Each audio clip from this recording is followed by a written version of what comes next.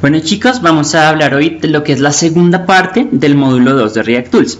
Entonces, esa, se los voy a confesar, es terrible, es la parte más tediosa de todo el diseño de reactores químicos. Vamos a hablar de esos conceptos de estequiometría. ¿Para qué nos van a servir? Para expresar las concentraciones de las especies de acuerdo a la fase, en términos ya sea de la conversión o del flujo molar o de las especies entre sí.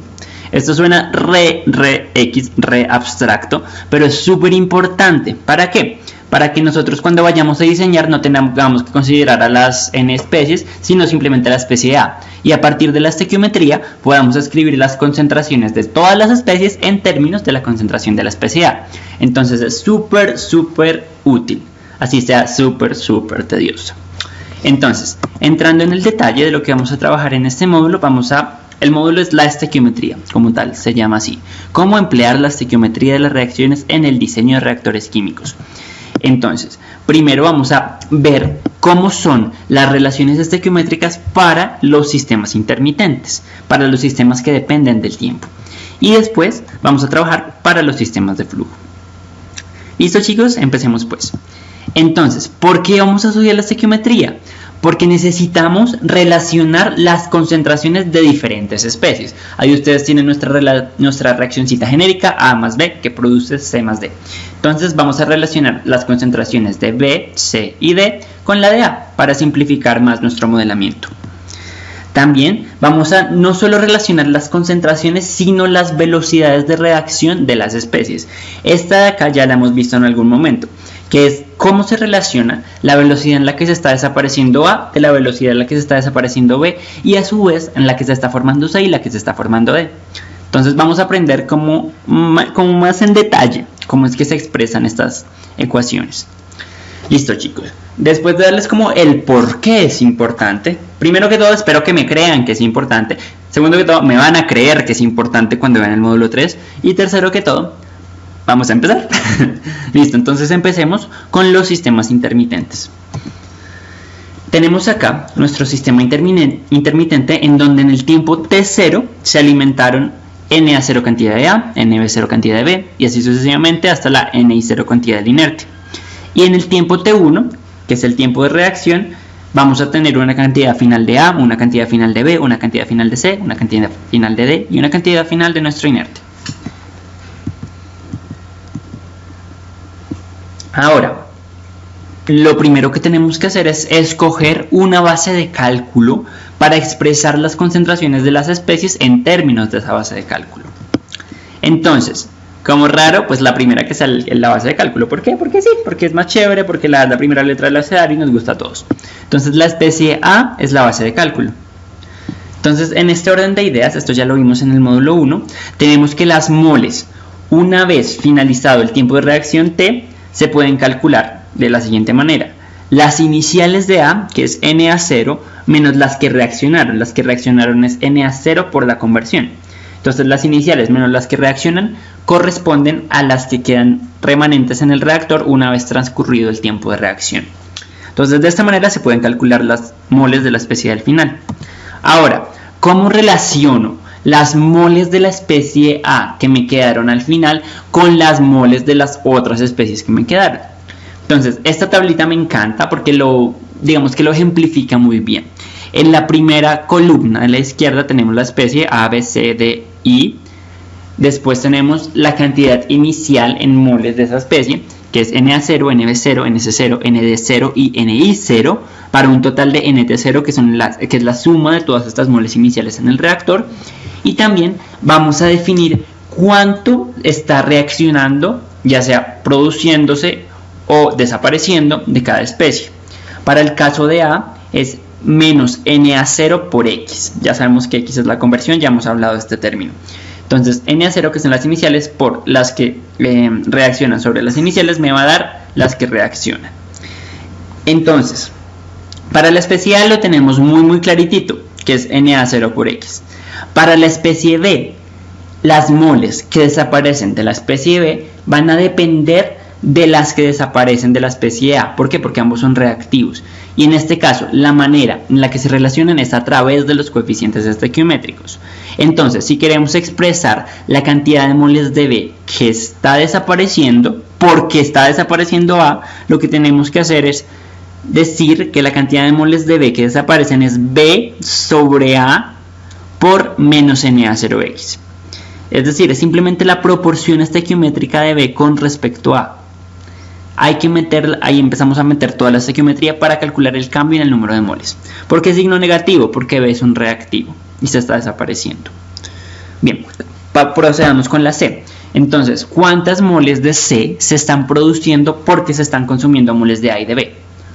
Como nuestra base de cálculo es la hermosa letra A, lo que vamos a hacer es decir que C sobre A, moles de C, se están produciendo porque reaccionan Na0X moles de A. Esto suena un poquito enredado, pero si le ponen la lógica es muy sencillo. Simplemente relacionen la estequiometría con la cantidad de moles de A que se están reaccionando. Y tiene el signo positivo, ¿por qué? Porque C se está produciendo. Análogamente háganlo con D,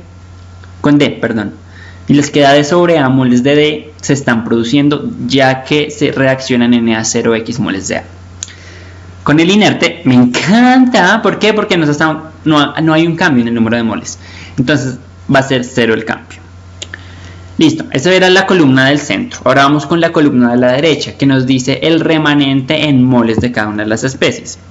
Entonces, la columna 4 nos va a decir el número de moles de la especie que quedan transcurrido el tiempo de reacción, que van a ser iguales a las que inicialmente estaban menos las que se consumieron o más las que aparecieron. Y ya habíamos definido las que se consumían y las que aparecían en la columna 3. Entonces lo único que tenemos que hacer es restarle, o más bien sumarle a la columna 2 la columna 3 y obtenemos la columna 4. De esta manera es posible calcular el número de moles de cada especie que quedan en el reactor una vez transcurrido el tiempo de reacción. Entonces, chicos, aquí viene otro concepto importante que es cómo se suma todo esto. Vamos a hacer la suma de todos los remanentes. Entonces, el N total de las moles totales nos va a decir que van a ser iguales a las iniciales totales, que es la suma de Na, Nb, Nc, Nd y Ni0, más lo que cambia el número de moles.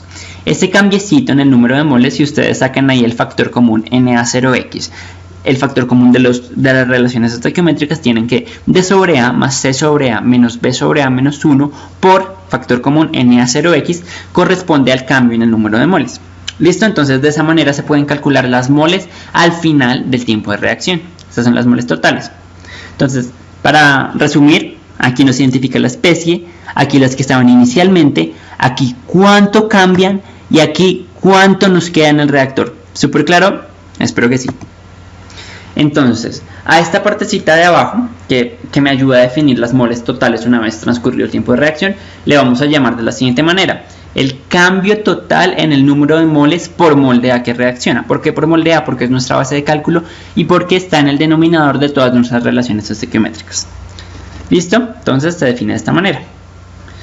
Como se define de esta manera, simplemente reemplazamos el símbolo en nuestro NT. Entonces los números de moles totales remanentes en el reactor van a ser iguales a NT0, que son las moles iniciales, más el cambio en el número de moles por Na0X. Listo, chicos. Entonces, esto era como algo cansoncito de hacerlo, pero había que hacerlo. Ahora lo que vamos a hacer es expresarlo de otra manera. Vamos a buscar las concentraciones en función de la conversión para cada especie en el caso de los reactores intermitentes.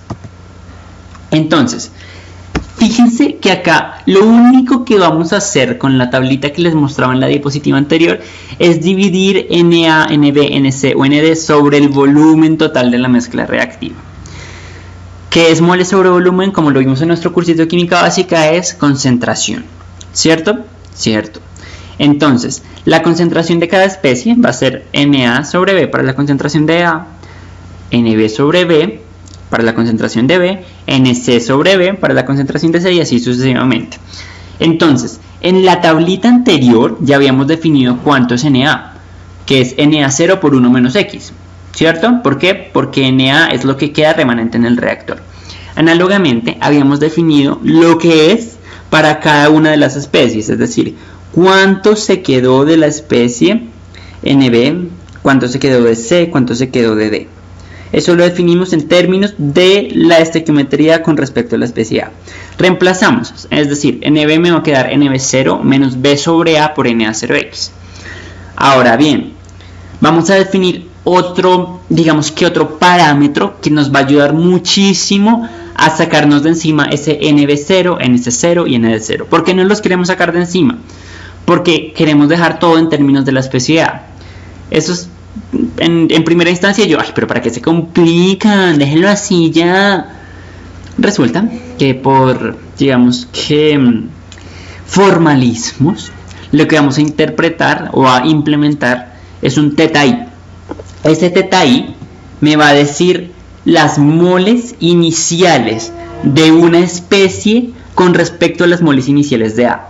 Es decir, θb va a ser NB0, que son las moles iniciales de B, sobre Na0, que son las moles iniciales de A.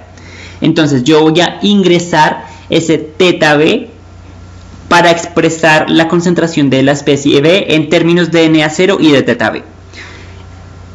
Logrando esto, lo que tenemos es lo que se puede apreciar en la columna 3, que son las concentraciones de cada una de las especies en función de la cantidad de moles de A iniciales más el parámetro θ correspondiente a la especie. Entonces, ojo acá, guárdense esto, por favor. Solo es mirar la tabla. De acuerdo a su reacción, usted reemplaza los coeficientes estequiométricos y el θb de acuerdo a las condiciones de operación. ¿Listo?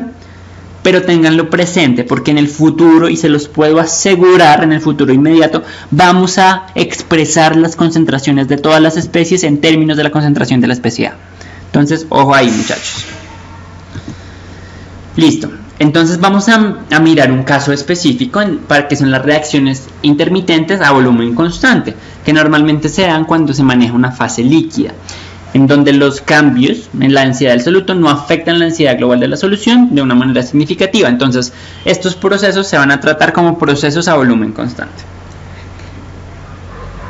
Entonces, para el caso de los procesos a volumen constante, fíjense que ocurre algo particular. Tenemos que todas las especies pueden ser expresadas en términos de la especie A. Si el volumen en constante, V es igual a B0. Ahora miremos. En todos está este factor, Na0 sobre B0. Entonces, ese factorcito corresponde nada más y nada menos que a la concentración de A inicial. ¿Eso qué me va a decir? Que yo puedo expresar la concentración de B, C o D en términos de la concentración de A inicial, CA0, tal como se muestra en la segunda columna de esta tabla. Entonces, vamos a, digamos que a extrapolar este conocimiento a una situación más aplicada. Tenemos, por ejemplo, una ley de velocidad que es menos RA, que es igual a la constante CA por CB. Ahora vamos a reemplazar ese CA y también vamos a reemplazar ese CB. CA es igual a, que es igual, ahí está, CA0 por 1 menos X, ¿cierto? Y CB es igual a CA0 por θb menos B sobre A por X. Entonces, reemplazando esto, lo reemplazas, te da la expresión que tenemos en naranja. En última instancia, ¿para qué te sirve? Te da la velocidad en la que se está desapareciendo la especie A en función de la conversión. Entonces, la idea es que a partir de cualquier conversión usted pueda determinar la velocidad de reacción y posteriormente el volumen de su reactor. ¿Listo? Pero entonces, me interesa que se queden con la idea de que cualquier ley de velocidad puede ser expresada en términos de una sola especie si se aplica adecuadamente la estequiometría a la bendita reacción. ¿Listo? Era eso lo que quería decir. Ahora bien, vamos a hacer un ejemplo como para que se entienda más algo que quedó como en el tintero, que es el cambio en el número totales de una reacción. Normalmente este cambio en el número de moles se ve más, digamos que influye más en reacciones en fase gaseosa. Tenemos acá en donde el nitrógeno gaseoso y 3 moles de hidrógeno gaseoso nos van a generar amoníaco, 2 moles. Fíjense que en el lado de los reactivos vamos a tener 4 moles de reactivos que nos van a producir únicamente 2 moles de producto. Entonces, en los sistemas en donde ocurre este tipo de reacciones, la velocidad de flujo molar cambia conforme la reacción progresa. Entonces, no sería un flujo molar tan constante como el que estamos acostumbrados a asumir. Entonces hay que calcularlo paso a paso en el reactor, como lo vamos a ver posteriormente en el módulo 3. Entonces, esto que vamos a trabajar en el módulo 3 también vamos a dar un abrebocas en el módulo 2, que son los reactores intermitentes de volumen variable. Es decir, yo tengo un gas encerrado en un reactor. A medida que avanza la reacción se me generan moles, entonces ese volumen del reactor no es constante, va a ir cambiando. ¿Ok? Entonces en el tiempo t igual a t vamos a tener la ley de los gases ideales, que PV es igual a ZNRT. Y en el tiempo t igual a T0 vamos a tener que P0, que es la presión inicial en el reactor, por el volumen inicial del reactor, van a ser igual al factor acéntrico inicial del reactor por el número de moles totales iniciales por RT0, que es la temperatura inicial en el reactor. Puras leyes de los gases ideales en tercer semestre. Vamos a hacer una de estas mañas aritméticas que nos toca hacer para llegar a los modelos, que es tomar el cociente entre ambos. Tomamos el cociente entre la ecuación de los gases ideales del tiempo t y el tiempo t0 y despejamos cuál sería el volumen en el tiempo t. Entonces el volumen en el tiempo t va a ser una función del cambio de presión, del cambio en la temperatura, del cambio en el factor acéntrico y del cambio en el número de moles. ¿Listo? Entonces, acordémonos, por favor, de cómo nosotros definimos las moles finales, que la definimos en términos de las moles iniciales más el cambio en el número de moles por Na0x. Vamos a meter eso ahí. Acordémonos de lo que es exactamente el cambio en el número total por mol de A que reacciona. Teniendo eso en cuenta, vamos a definir otro parámetro, que es el parámetro epsilon, que va a corresponder a este mismo cambio en el número de moles por mol de A que reacciona por la fracción molar de la especie A. Esa fracción molar de la especie A es Na0 por Nt0. ¿Por qué vamos a hacer esto?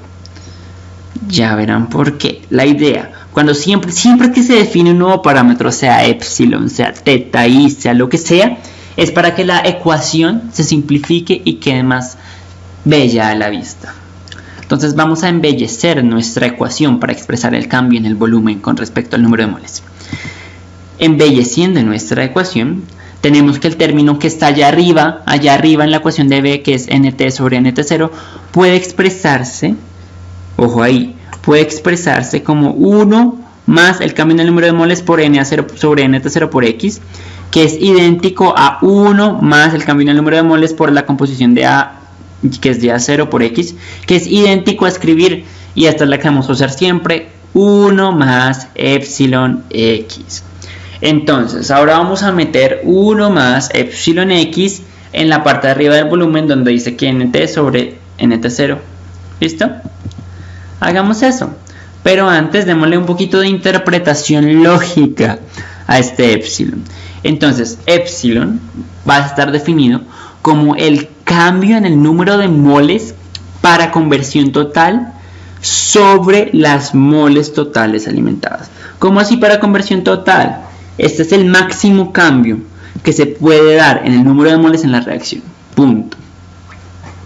No en términos de A, sino en términos de las moles totales alimentadas. Es más general, porque phi era en términos de A, epsilon es en términos de las moles totales. Generalizando, ¿listo?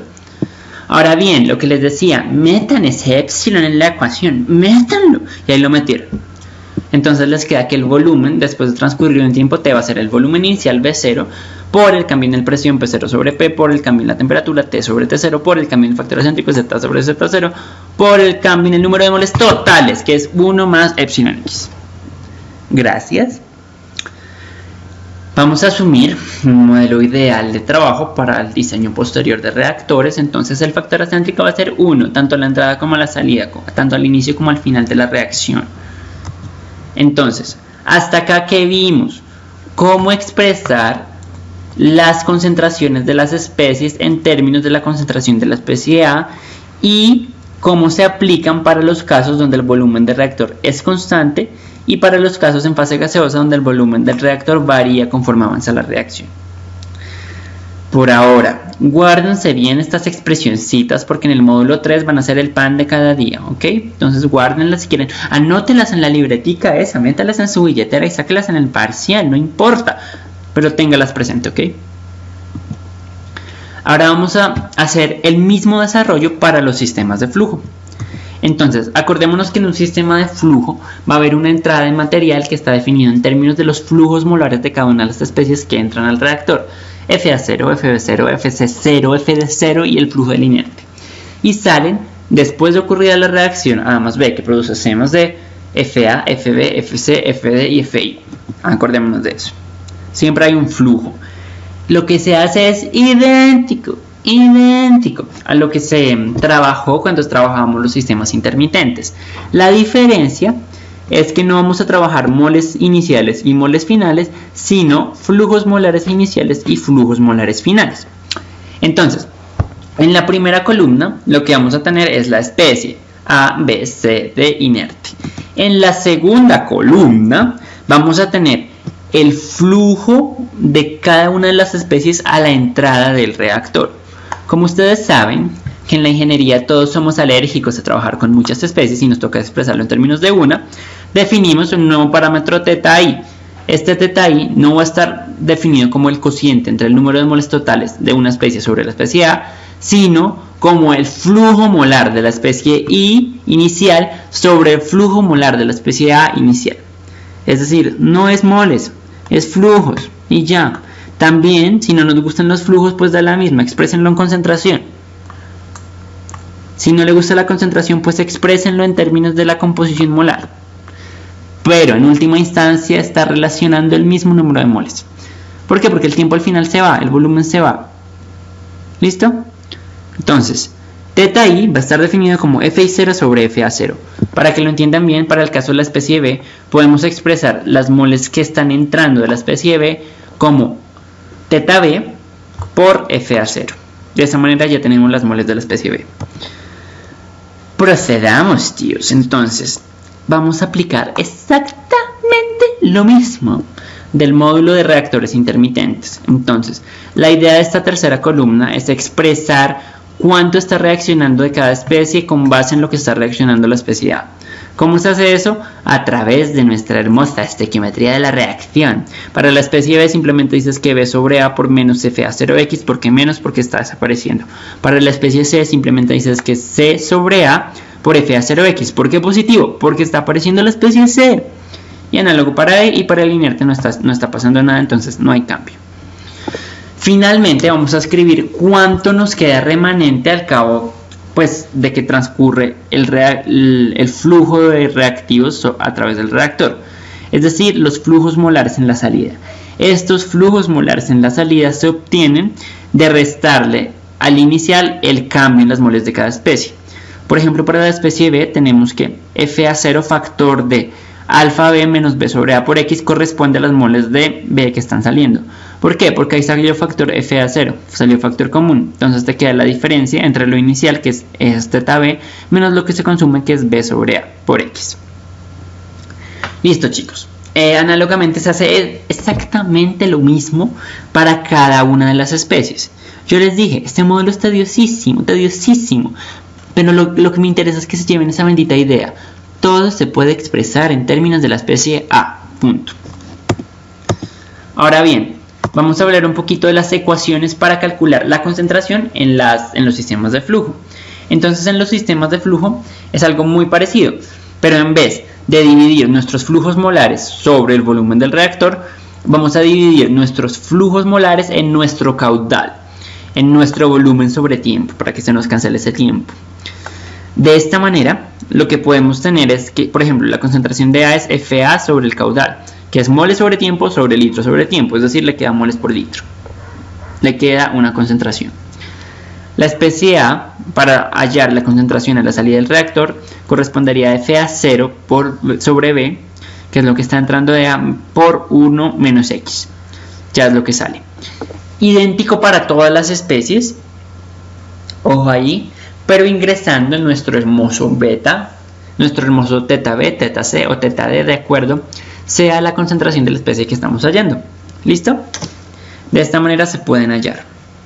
¿Por qué el signo más en B y por qué el signo más en C? Ya lo saben, porque C se produce y B se consume. Ahora bien, para la fase líquida tenemos un caudal constante, es decir, que el caudal B es igual al caudal inicial B0. ¿Por qué? Porque no hay cambios en la densidad. Cuando no hay cambios en la densidad, yo puedo calcular la concentración de la especie A únicamente como CA0 por 1 menos X, sin meterme tanto en ese cambio de caudal que no va a importar.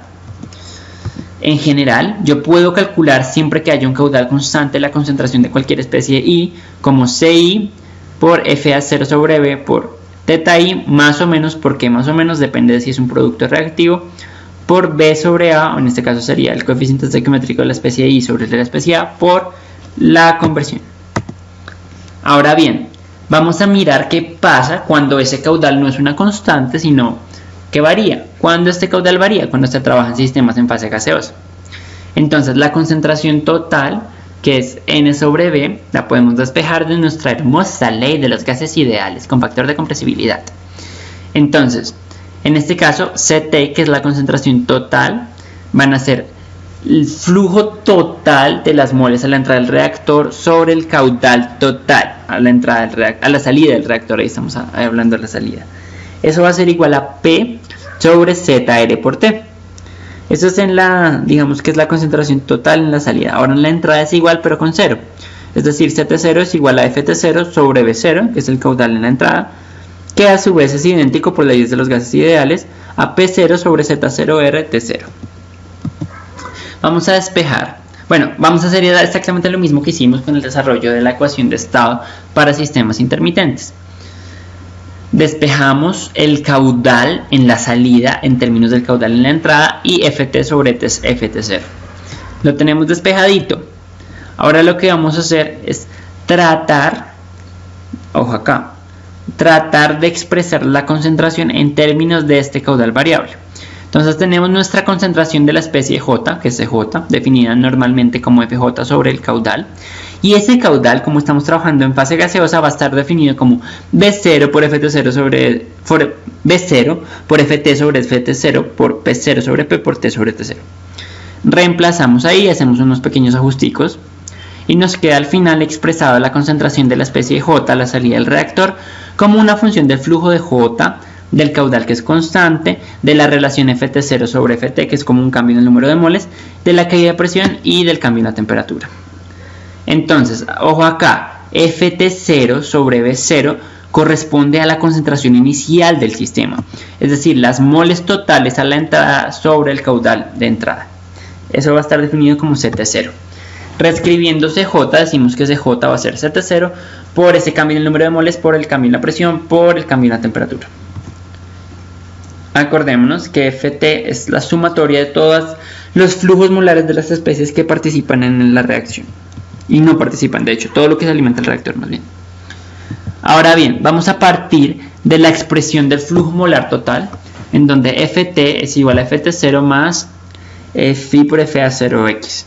Acuérdense, es idéntico a tener Na0, pero en vez de Na0 tenemos Ft, que es moles por unidad de tiempo.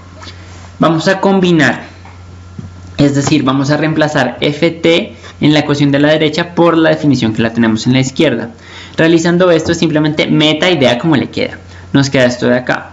Podemos simplificarlo un poquito. Nos quedaría de esta manera. Al que, pues al dividir el denominador Ft0, nos quedaría 1 más Fa0 por Ft0 Fx. Ahora bien, acordémonos de algo muy importante. Fa0 sobre Ft0 no es nada más ni nada menos que la composición de A, la fracción molar de A en la entrada, que es Ya0. Como es Ya0, tenemos ahí que nos cabe perfecto la definición de nuestro epsilon. Nos quedaría que para definir el caudal a la salida del reactor en un reactor de flujo que opera en fase gaseosa, tenemos que B0 por 1 más epsilon x por el cambio de la presión por el cambio de la temperatura va a ser idéntico al caudal de salida. Ahí está contemplando todo, cambios de temperatura, cambios de presión y cambios en números de moles. Entonces, también acordémonos que no es necesario, o sea que las relaciones estequiométricas no se limitan a esto. Sirve también para expresar la velocidad de flujo molar de la especie J en función de la conversión. Entonces acá lo que tenemos es lo que se llama la tablita estequiométrica. ¿Cómo funciona esta tablita estequiométrica? Idéntico a cómo funciona la del reactor intermitente. Tenemos las especies al lado izquierdo y la concentración a la salida de cada especie en función de la conversión y de la concentración de entrada de la especie A. Y también de los parámetros alfa B, alfa C, alfa D y alfa I. Listo, de esta manera podemos calcular la concentración de cada una de las especies en función de la conversión. En general, para que ustedes se lleven esta ecuacioncita y la anoten en el libro de ecuaciones importantes, CJ, que es la concentración de la especie J, va a ser idéntica a la concentración de la especie de referencia A0, que es FA0, por teta J más el coeficiente estequiométrico J por X, sobre B0 por 1 más epsilon X por el cambio de la presión por el cambio de la temperatura. Esto, si quieren se lo aprenden, si quieren lo deducen cada vez que lo vayan a usar, o si quieren miran la tablita estequiométrica. ¿Listo? Simplificando un poquito queda de esta manera, que es al decir que FA0 sobre B0 es CA0. Listo, chicos. Para resumir, esta segunda parte de este segundo módulo, ¿por qué es tan tediosa? Porque no diseñamos reactores, porque no calculamos volúmenes, porque no hicimos nada. Lo que sí hicimos, y sí les puedo garantizar, es el paso más importante en el diseño de reactores. Tener clara la estequiometría de la reacción y cómo poder aplicarla al diseño. Tenemos la fase líquida y la fase gaseosa. Entonces, cuando tenemos la reacción, lo primero que tenemos que determinar, según nuestro, ya estoy planteando como un algoritmo, ¿no? Es la fase, si ocurre en fase gaseosa o en fase líquida. Después de identificar la fase, identificamos el tipo de operación del reactor. De acuerdo al tipo de operación del reactor, si es intermitente o si es continuo, ya sabemos a qué tabla estequiométrica referirnos y cómo aplicar estas relaciones. Lo que vamos a ver en el módulo 3 es ya cómo involucramos no solo esto, que son la estequiometría con el diseño de reactores, sino también le metemos modelos adicionales de caída de presión. Va a estar muy interesante. Este sí me gusta. Bueno, chicos, esto fue la parte 2 de React Tools. Espero que les haya quedado un poquito más claro cómo se relacionan las concentraciones de las especies de acuerdo a la estequiometría de la reacción y de acuerdo a la fase. En la tercera parte vamos a trabajar la última parte de estequiometría, que es cómo a partir de datos experimentales nosotros, by ourselves, by myself, without the teacher, can determine the kinetic factors of each speed law. Entonces vamos a determinar exactamente los parámetros cinéticos de nuestras leyes de velocidades sin la ayuda del profesor, solo con los datos experimentales, que es bastante importante. De ahí, cuando uno determina una ley de velocidad de una reacción, uno la entiende. Y solamente cuando la entiendes la puedes aplicar en el diseño del reactor. Entonces, esta tercera parte no es tediosa porque es una optimización y me encanta optimizar, pero sí es fundamental para lo que viene, ¿vale? Entonces, muy atentos a la parte 3 del módulo 2. ¡Chao!